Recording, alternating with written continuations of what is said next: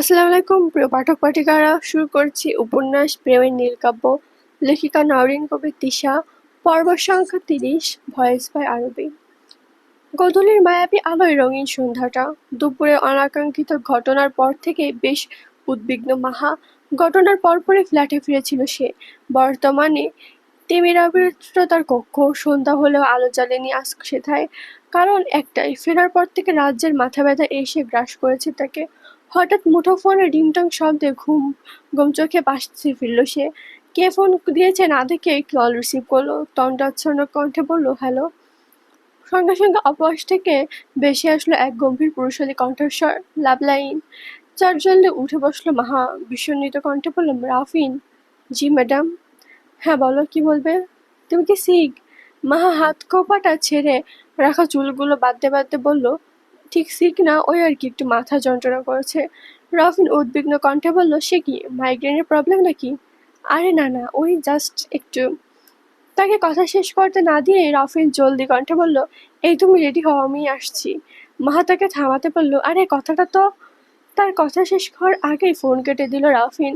তবে তার আগে আদেশের স্বরে একবার বলল, যা বললাম মনে থাকে যেন, রেডি হয়ে থেকো। কি আর করার, বেচারি মাহা কথাটা বলে বিপদে পড়েছে। তাৎক্ষণিক এতক্ষণ ঘুমিয়ে থাকার উল্টাপাল্টা হয়ে যাওয়া চুলগুলো বেঁধে বেঁধে লেগে পড়লো তৈরি হওয়ার কাজে।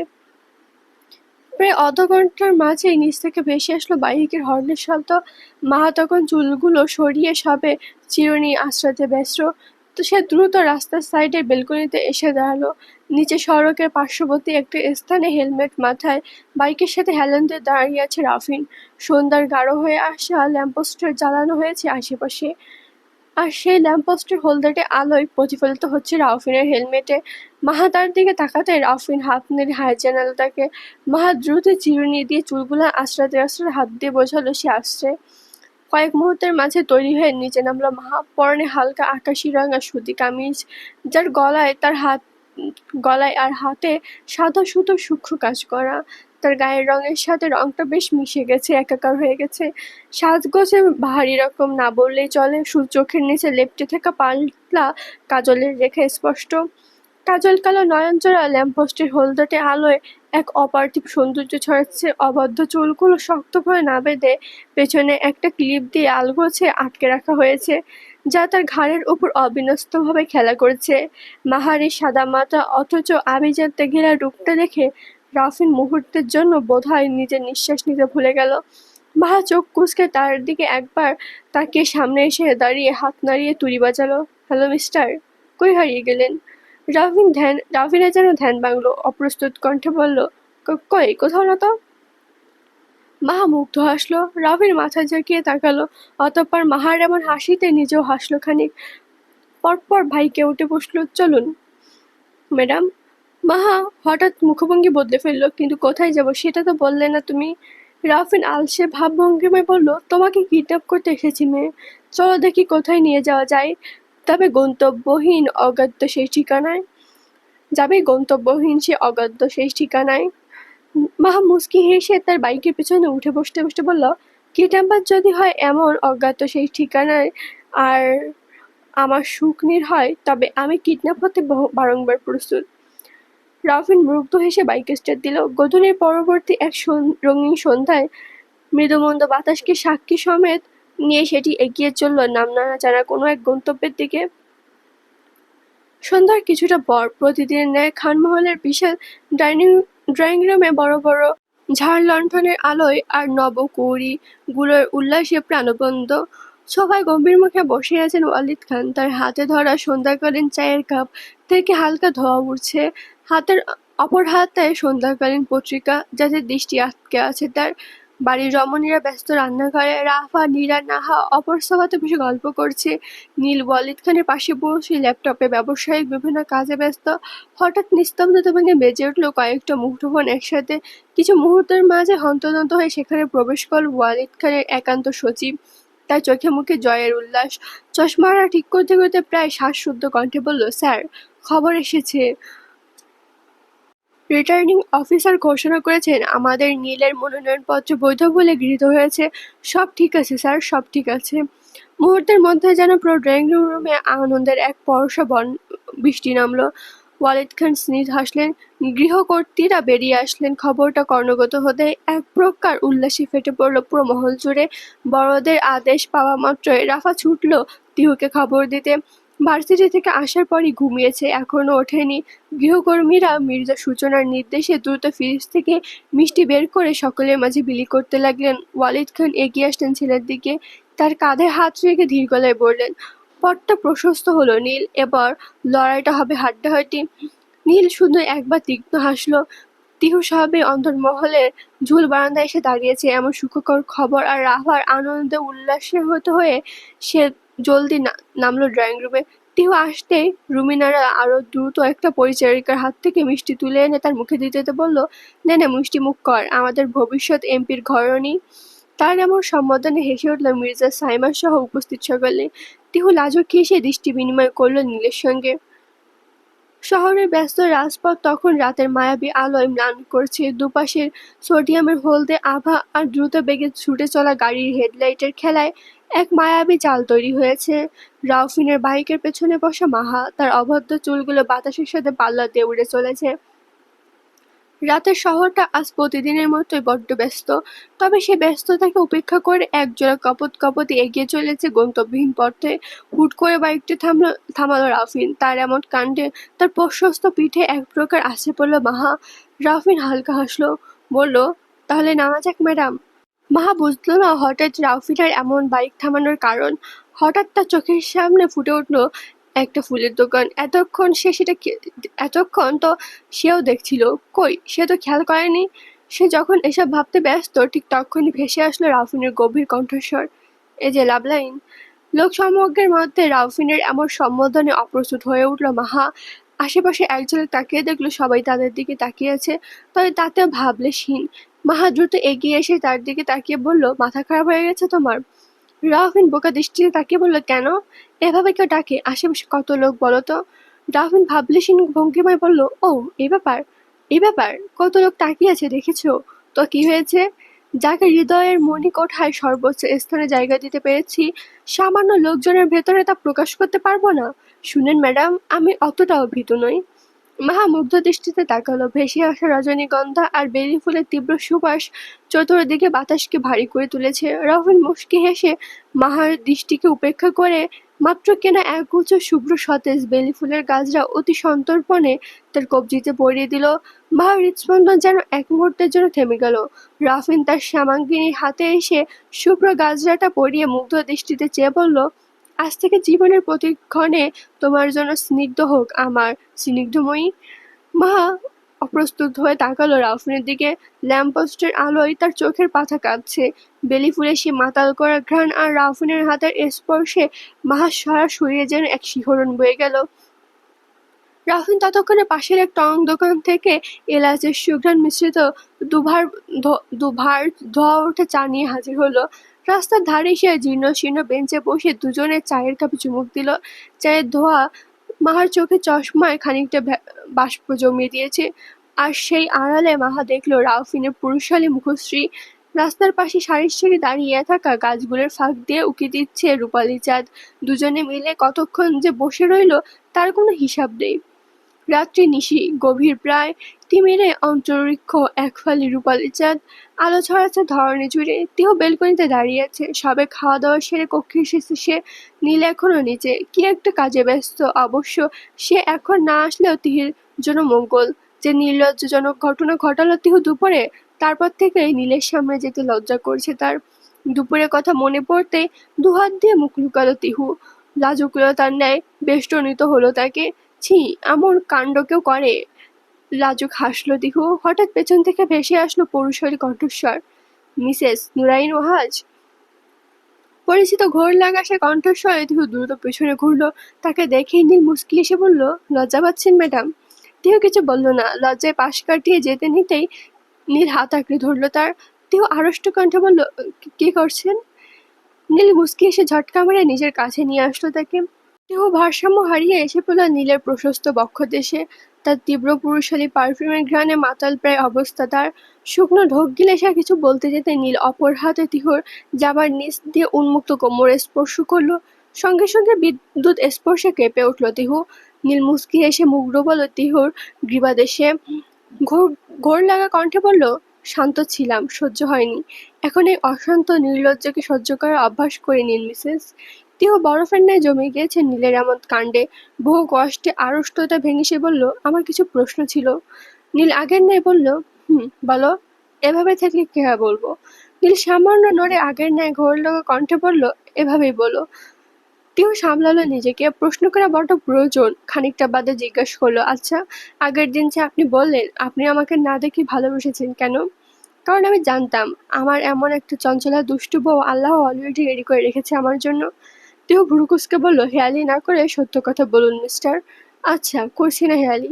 তাহলে সত্য কথা বলুন প্লিজ। তো শোনো। নীল মুখটা সরালো সামান্য, বলল, ছোট ফুপি আগের দিন তোমাকে বলেছে না আমাদের বাবারা বেস্ট ফ্রেন্ড ছিল। তারা একে অপরের কথা দিয়ে রেখেছিল যে একে অন্যের ছেলে মেয়েকে বিয়ে দিবে। আর যেহেতু আমি আমার বাবার বড় ছেলে আর আমি তোমার আগে হয়েছি, তাই তোমাকে আমার বউ করে নিয়ে আসলাম, সিম্পল। কিন্তু আমি তো আপনাকে। নীল হেসে বলল, কিডন্যাপার। কিন্তু আপনি তো আমাকে। নীল হেসে ফেলল, বলল, কিডন্যাপারের হাত থেকে বাঁচাতে বিয়ে করেছিলেন, তাই তো? নীল সরার গলায় বলল, হ্যাঁ। ওই দিন যদি কিডন্যাপার তোমাকে কিডন্যাপ না করতো, তবুও আমি তোমাকে বিয়ে করতাম, হয়তো কিছুদিন বাদে। কিন্তু বিয়ে আমাদের হতোই, তবে হয়তো আমার অনাকাঙ্ক্ষিতভাবে নয়। আপনি কি আমাকে চিনেছিলেন? অফকোর্স, আমি যদি তোমাকে নাই চিনতাম তাহলে কখনোই তোমার প্রতি এক্সট্রা পজিটিভ হতাম না, এক্সট্রা কেয়ার রাখতাম না। আর না তো আমাকে নিয়ে এত বড় একটা মিথ্যের কথা বলেছে জানার পরও ছেড়ে দিতাম। তোমার জায়গায় অন্য কোনো মেয়ে হলে থাপড়িয়ে তার 14 গোষ্ঠীর নাম ভুলিয়ে দিতাম। তিহু দু জোয়ালে হাত রাখলো, অতঃপর কি জানি ভেবে আনমনে বলল, আপনি তো আমাকে আগে কখনো দেখেননি, অথচ আপনি বলেছেন আপনি আমাকে বোধশক্তি হওয়ার পর থেকে ভালোবেসেছেন, কেন? কারণ আমার বোধশক্তি হওয়ার পর থেকে আমার বাবা আমার মাইন্ড সেট আপ করে রেখেছিল যে আমার একটা দুষ্টু মিষ্টি বউ আছে। তবু।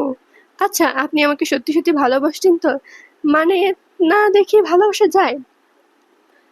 নীলে একটু সামান্য হাসলো। ভালোবাসা কিনা জানি না, শুধু এতটুকু বলতে পারি, পাপ ভরপূর্ণ এই জীবনে পুণ্যের সঞ্চার করেছে কিনা জানি না, তবে যতবার মোনাজাতে হাত বাড়িয়েছি ততবার তোমার নাম জপেছি। কোনো এক অগত্য কারণে তোমাকে চেয়েছি, সেটা তুমি কি বলে সংজ্ঞায়িত করবে? তিহু অদ্ভুত দৃষ্টিতে চেয়ে রইল কতক্ষণ জানে না। হঠাৎ আনমনে প্রশ্ন করলো, কেন ভালোবাসলেন আমায়? না দেখে অগত্যা অস্তিত্বহীন কাউকে এতটা ভালোবাসলেন? নীল কেমন করে যেন হাসলো, হঠাৎ করে গেয়ে উঠল, তুমি গল্প ছিলে আমার উপন্যাসের, তুমি কবিতার মতো এই দিনের শেষ। তুমি অল্প করে কিছু স্বপ্ন দিলে, আমি প্রেমিক রব সাথে জনম ধরে। দেখি তোমায় আমি এক পলকে, রোজ প্রেমে হারাই দেখতে দেখতে। দেখি তোমায় দেখি দুটি নয়ন ভরে, ভালোবাসি মেয়ে এই আমি তোমাকে। দিনগুলো পাখির ন্যায় যেন ডানা মেলে উড়ে চলেছে, আর সেই উদ্দেশ্যহীন দিনগুলো টেনে আসছে এক অমোঘ উত্তেজনার পূর্বাভাস। নির্বাচন আসন্ন, সময়ের পাতায় আর বাকি ৩০ দিন মাত্র। ঢাকা ১৭ আসনের প্রতিটি ধূলিকণা আর এক অস্বস্তি অপেক্ষায় প্রহর গুনছে। রিটার্নিং অফিসারের চূড়ান্ত ঘোষণার পর থেকে বদলে গেছে শহরের চেনা আবহাওয়া। আগত দিনটি উপলক্ষে শহরের ধমনীতে যেন রক্তচাপ বাড়ছে। ধোঁয়াতে আড্ডায় সর্বস্ব নির্বাচনী গুঞ্জন। রাজনীতির প্রতিটি আভিজাত অলিগলি থেকে বস্তির ঝুপড়ি, সর্বত্রই এখন শুভ্র পোস্টারের রাজত্ব। রশিতে ঝুলানো সেই সাদা-কালো পোস্টারগুলোর বিচ্যুতির মতো হচ্ছে এক অপরাজিত তেজ। পোস্টারগুলোতে দৃশ্যমান দীপ্ত ভঙ্গিতে দণ্ডায়মান নীলের ছবি, আর নামের পাশে সগৌরবে অঙ্কিত রয়েছে বরাদ্দকৃত প্রতীকচিহ্ন। খানমহলের উত্তেজনা দিন দিন বাড়ছে। প্রতিটি সদস্যের মধ্যে আশঙ্কা ভরে আছে। ব্যবসার কাজগুলো ইদানিং ওয়ালিদ খান আর ওয়ালিমুজ্জামান খান সামলাচ্ছে, সেই দায়িত্বে কদাচিৎ রাউফিনের উপরও বর্তেছে। তবে প্রায়ই সে ব্যস্ত থাকে প্রচারণার কাজে। আজও নীলের সঙ্গে সে বেরিয়েছে নির্বাচনী প্রচারে। বিশাল এক মিছিল, যার শুরু দেখা গেলেও শেষ যেন দিগন্তের ওপারে মিশেছে।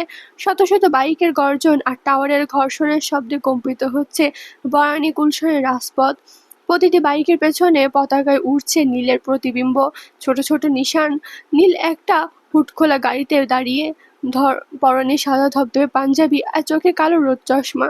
তার শান্ত কিন্তু তীক্ষ্ণ দৃষ্টি যেন ভিড় চড়েছে সাধারণ মানুষের হৃদয়ে পৌঁছে যাচ্ছে। তার গাড়ির চারিপাশে মৌমাছির মতো ঘিরে আছে কয়েক হাজার তরুণের বাইক বাহিনী। তাদের কারোর মাথায় দলীয় স্লোগান রেখা ফিতা, আবার কেউ 2 আঙ্গুলের বিজয়ের পতাকা চিহ্নিত করে রেখেছে, মুখে রয়েছে স্লোগান।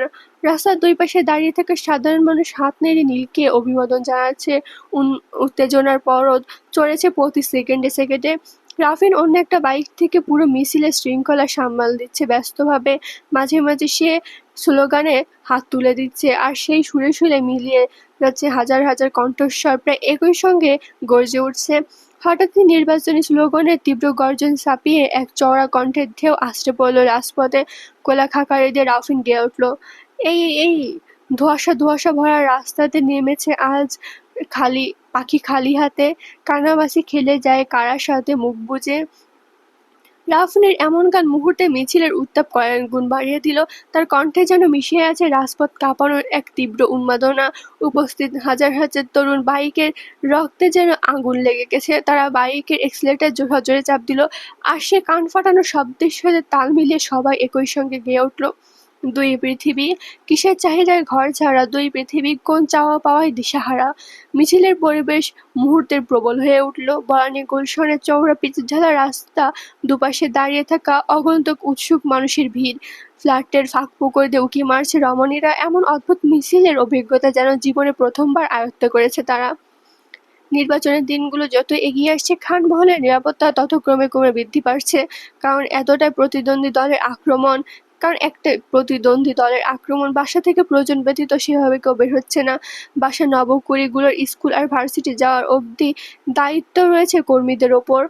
তবে তিহুর ভার্সিটি যাওয়া একেবারে বন্ধ করে দিয়েছে। মহলের অন্য কেউ ভার্সিটিতে না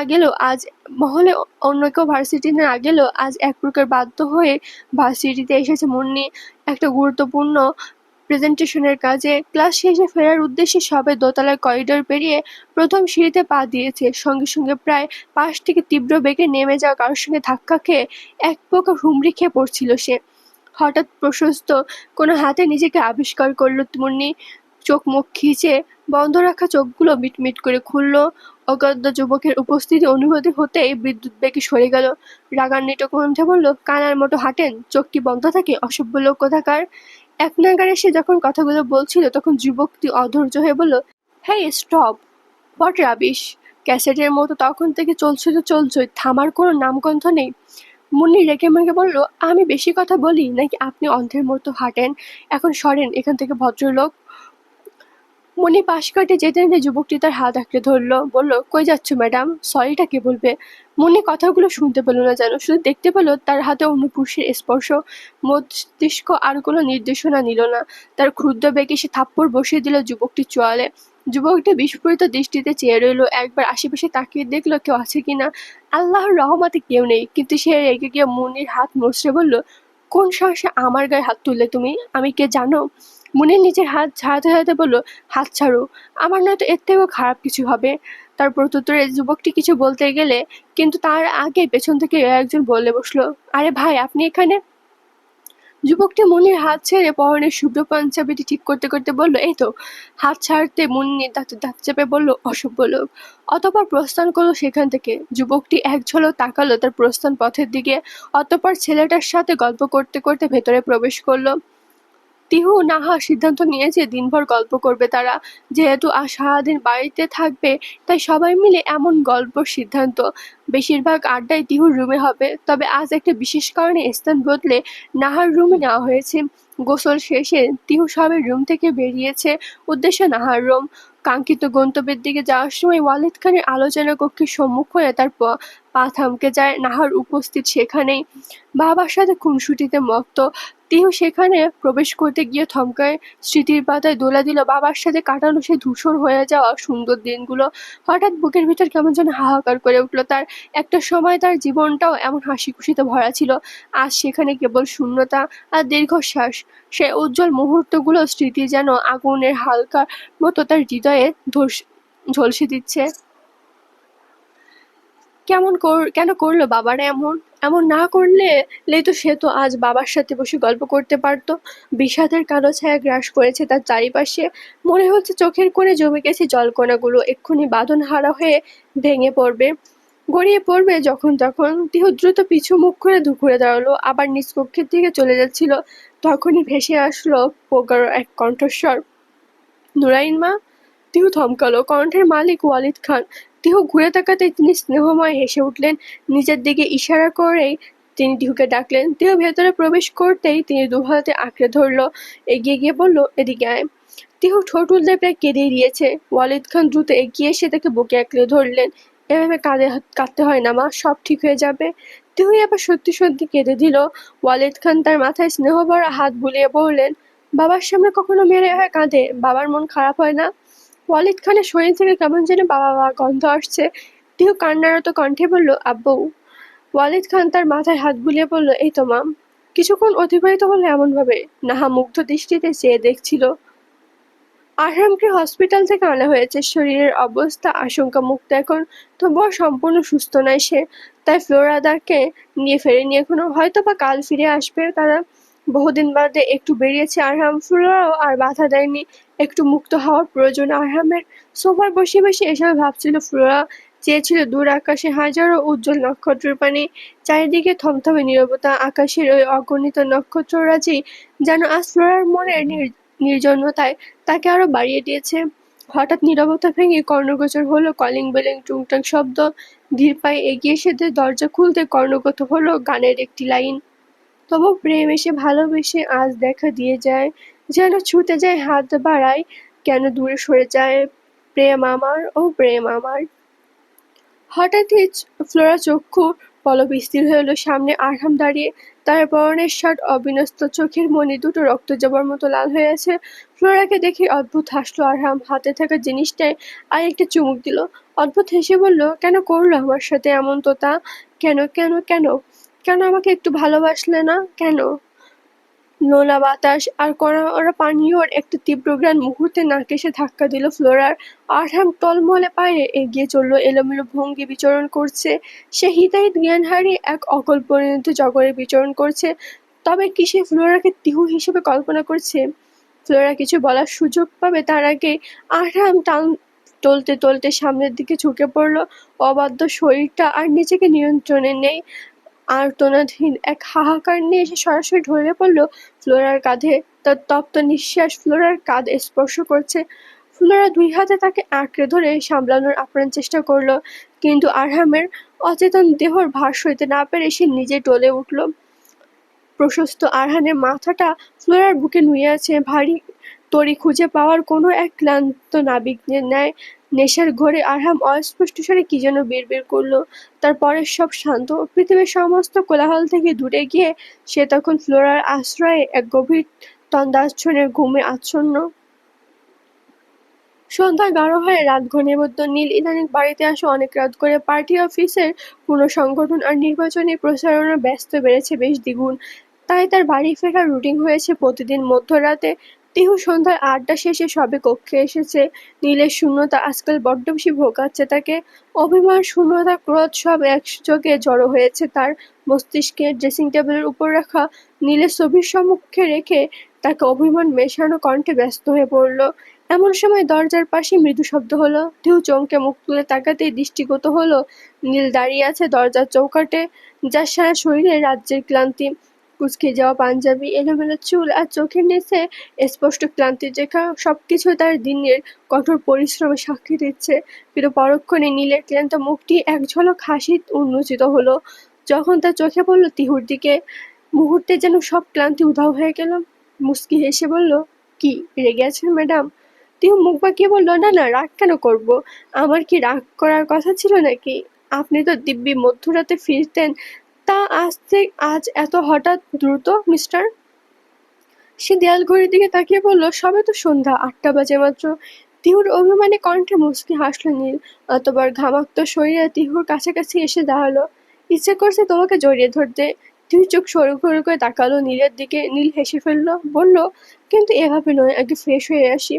সে হাতঘড়িটা খুলে ড্রেসিং টেবিলের উপরে রেখে ওয়াশরুমে প্রবেশ করতে করতে বলল, রেডি হন ম্যাডাম, আমরা বের হব। তিহু মুখ কুঁচকে কিছু বলার আগেই নীল মুচকি এসে বন্ধ করে দিল ওয়াশরুমের দরজাটা। প্রায় আধ ঘন্টা শেষে একটা দীর্ঘ শাওয়ার নিয়ে সে বের হলো। উন্মুক্ত দেহ, কোমরে জড়ানো শুভ্র একখানা টাওয়াল, কিছুক্ষণ আগে বিদ্যমান চোখের সে ক্লান্তি রেখাটুকু এখন প্রায় ম্লান। সদ্য শাওয়ার সেরে আসায় গায়ের রং যেন আরো বেশি উজ্জ্বল দেখাচ্ছে তাকে। প্রশস্ত বুক আর কাঁধ বেয়ে টুপটুপ করে জল গড়িয়ে পড়ছে। সে জলের ধারাগুলো ওর সিক্স প্যাক অবয়বের খাঁজে খাঁজে হীরার দানার মতো চিকচিক করছে। ওর ভেজা চুলের অগোছালো কপালে এলোমেলো হয়ে লেপ্টে আছে, যেখান থেকে অবাধ্য বিন্দুকণা নেমে আসছে তার খাড়া নাকের ডগা বেয়ে। তিহুর ড্রেসিং টেবিলের সামনে বসা ছিল আয়না। নীলের এমন রূপ দেখে তার হৃদস্পন্দন যেন এক মুহূর্তের মধ্যে থমকে গেল। নীল আয়নার দিকে তাকিয়ে তিহুর চোখে চোখ রাখলো। ওর ঠোঁটের কোণে ঝুলে রাখা বাঁকা হাসিটা আরো প্রগাঢ় হলো। তিহু শুকনো ঢোক গিলতে নীল বলল, দৃষ্টি সরান ম্যাডাম, লজ্জা তো আমারও লাগে নাকি? তিহু দ্রুত দৃষ্টি সরিয়ে মুখ বাঁকালো। ঢং, এত লজ্জা যখন তখন ড্রেস পরে আসলেই হতো, টাওয়াল পরে আসছেন কেন? হ্যাঁ, ড্রেস কোথায় আমার? আলমারিতে। কেন বের করেননি? না। হঠাৎ নীলের চোখ পড়ল বিছানায়, যেখানে যত্ন করে কাপড়গুলো ভাঁজ করে রাখা। তবে এগুলো বাসায় পরার। সে তো বের হতে চেয়েছিল। তিহুর উদ্দেশ্যে বলল, এগুলো কেন? আর তুমি রেডি হওনি? তিহু চুলে চিরুনি চালাতে চালাতে বলল, রেডি হওয়াতে যাবো কোন দুঃখে? ঘুরতে যাওয়ার দুঃখে।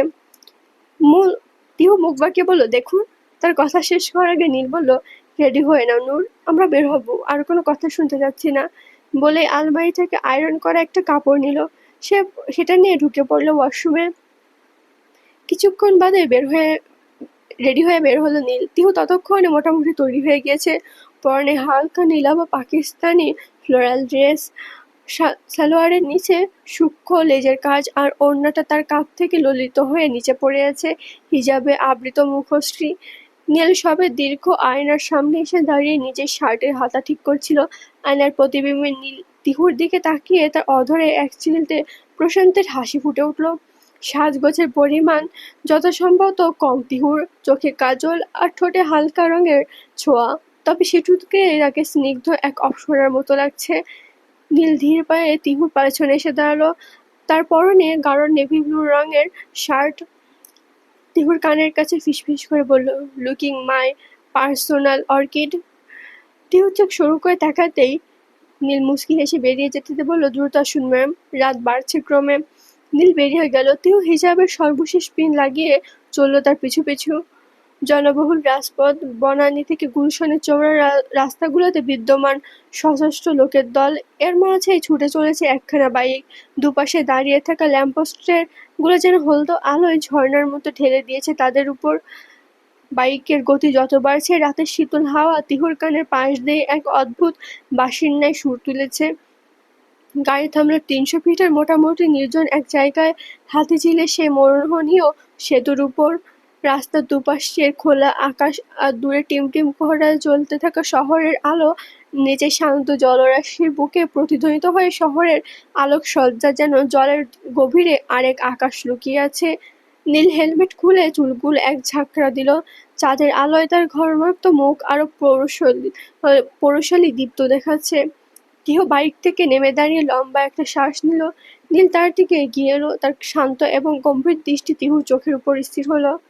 রাগটা এখনো কমেনি ম্যাডাম? তিহু কিছু বলল না, শুধু সেতুর রেলিং আঁকড়ে ধরে নিচের দিকে তাকালো। নীল কিছুটা এগিয়ে এসে অতি সন্তর্পণে তিহুর হাতের উপর হাত রেখে বলল, আচ্ছা নীল, সরি, আর হবে না এরকম। এখন কি রাগটা কমেছে? তিহু নীলের দিকে কেমন দৃষ্টিতে তাকালো, বলল, কমেছে। নীল হেসে বলল, আলহামদুলিল্লাহ। তিহু অপর তিহু অপর দিকে ফিরে হাসলো খানিক। হঠাৎ নীল বলল, ফুচকা খাবেন ম্যাডাম? তিহু তার দিকে তাকাতে নীল হেসে বলল, ওয়েট। বলেই সে এগিয়ে গেল কিছু দূরে থাকা একটা ফুচকা স্টলের দিকে। তিহু তাকিয়ে দেখলো স্টলের লোকটা কেমন এক অদ্ভুত দৃষ্টিতে তাকিয়েছে নীলের দিকে। কি জানি একটা জিজ্ঞেস করলো। নীল তার জবাব দিয়ে এক প্লেট ফুচকা নিয়ে এগিয়ে আসলো তিহুর দিকে।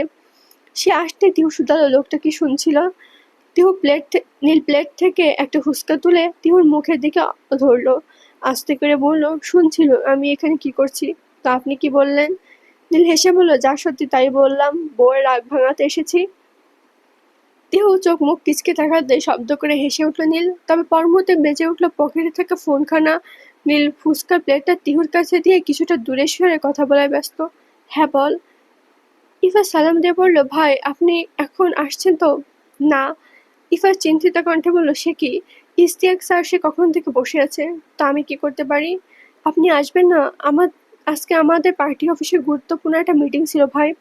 নীল তিহুর দিকে চেয়ে বলল, আমি ওর থেকে গুরুত্বপূর্ণ কাজে আছি, রাগ এখন আর যেন ডিস্টার্ব না করা হয়। ইফাস কি জানে একটা বলতে গেল, পরক্ষণে ভেবে চিনতে কথা ঘুরিয়ে বলল, ভাই আপনি কি ভাবির সাথে?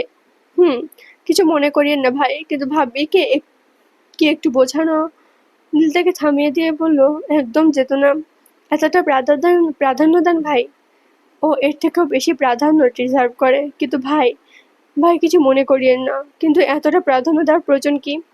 কারণ ওকে আমার বাঁকা বাজারের হাড় থেকে তৈরি করা হয়েছে, যেটা সোজা করতে গেলে ভেঙে যাবে আর রেখে দিলে বেঁকেই থাকবে।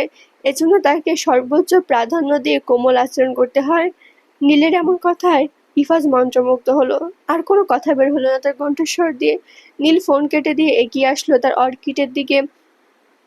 তিউ এতক্ষণে জলরাশির প্রতিচ্ছবি নক্ষত্রের দিকে তাকিয়ে ছিল একদৃষ্টিতে। নীল এসে বলল, আজ একটা অন্যরকম অভিজ্ঞতা অর্জন করলে কেমন হয় বলো তো? তিহু জিজ্ঞাসা দৃষ্টিতে চেয়ে বলল, মানে? নীল যে উত্তর দিল না, শুধু তিহুর হাতটা নিজের শক্ত হাতের মুঠো নিল। তাকে নিয়ে এগিয়ে গেল ঘাটের দিকে, যেখানে জলের ছন্দে দুলছে বেশ কিছু ছোট ডিঙি নৌকা। নৌকার চারিপাশে ঘিরে ছোট ছোট টিমটিমে আলো, যা জলের আলোয় এক মায়াবী প্রতিধ্বনি তৈরি করছে। নীল সেখান থেকে একটা নৌকায় উঠল। নৌকাটি ঠিক করে সে তিহুকে হাত বাড়িয়ে দিল। তিহু কিছুটা দ্বিধা নিয়ে নৌকায় পা রাখতেই নীল তাকে সামলে নিয়ে বসালো তার ঠিক উল্টো পাশে। মাঝি তখন লগি ঢেলে নৌকাটা চালানো শুরু করেছে। ধীরে ধীরে আলোক সজ্জিত ডিঙি নৌকাটি মাঝ নদীতে এসে পৌঁছালো। মাঝ নদী থেকে হাতিঝিলের দুপাশের আলোকসজ্জাগুলো যেন নক্ষত্রের মধ্যে উজ্জ্বল জ্বলজ্বল করছে। জ্যোৎস্না রাতটাও আজ বড় মধুময়। রাতের রূপালী কিরণ প্রতিফলিত হচ্ছে চারিপাশের জলরাশিতে। তিউ আলতো করে জলের উপর হাত রাখলো। শীতল জলের স্পর্শ তার আঙ্গুলের ডগা পেয়ে হৃদয়ে গিয়ে পৌঁছালো। নীল মুগ্ধ দৃষ্টিতে চেয়ে আছে তিহুর দিকে। একটু ছুটে এসে তিহুর খুব কাছে মুখ নিয়ে গেল। তার তপ্ত নিঃশ্বাস তিহুর ললাটে স্পর্শ করছে।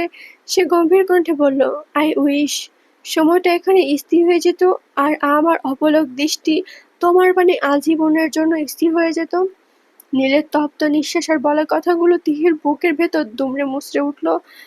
চারিপাশের শব্দগুলো যেন ম্লান হয়ে গেল, শুধু রয়ে গেল নৌকার তলার জলের শব্দ, স্নচ স্নচ শব্দ আর তিহুর নীলের সে গভীর চাহনি। হঠাৎ নীরবতা ভেঙে নীল গেয়ে উঠল, আজকের এই জ্যোৎস্নায় কি এমন জাদু আছে যে আমরা প্রেমের সুরে হারিয়ে গেলাম? এই যে বাহুর ডোরে বাহু রাখা, এই যে মাতাল করা দৃষ্টি, দেখো জীবনে বেঁচে থাকার আনন্দ এবার ফিরতে শুরু করেছে। এই রাত, এই মনোরম আবহাওয়া, নদীর এই কিনারা আর এই চঞ্চল হাওয়া। আজকের পর্ব এই পর্যন্তই। কেমন হয়েছে অবশ্যই জানাবেন। পরবর্তী পর্ব আসবে খুব দ্রুত।